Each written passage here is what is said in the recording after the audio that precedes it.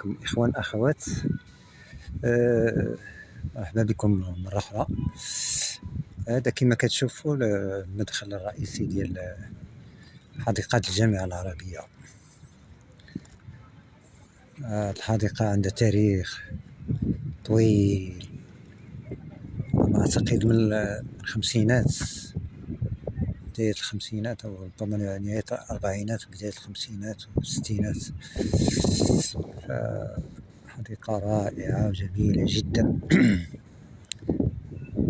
تم إعادة الهيكلة ديالها من ناحية التشجير، نباتات، صراحة فضاء رائع وجميل جدا. بالنسبة لأشجار النخيل ما بقاش يتغير، يعني أشجار النخيل هي باقا نفس الأشجار دائما تحافظ على رونقها وجمالها، واقفة شامخة. ذكريات هنا، مرت أيام الطفولة.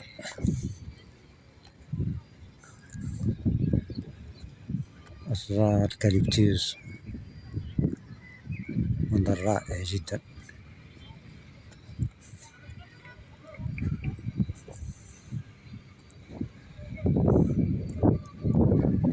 ايوا هنا كنا نجريو ونلعبو أيام الطفولة. هذه المناظر جميلة جدا.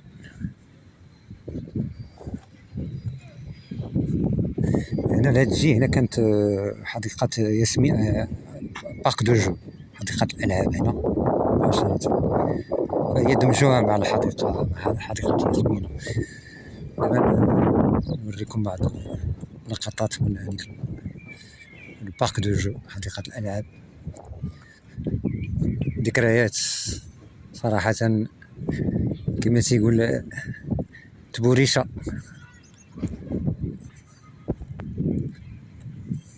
يا سلام يا سلام يا سلام.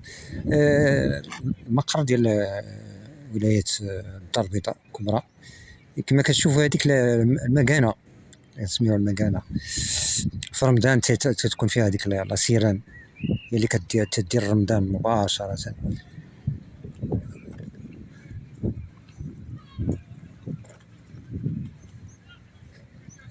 شيء جميل جدا. الشجر باقي على حاله كما قلت، باقي يقاوم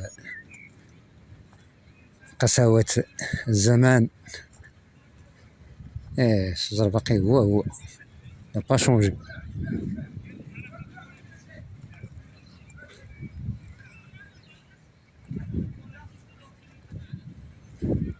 شيء رائع جدا. ايوا نودعكم هذه الساعة، وعلى أمل اللقاء بكم بعد قليل. شكرا، السلام عليكم.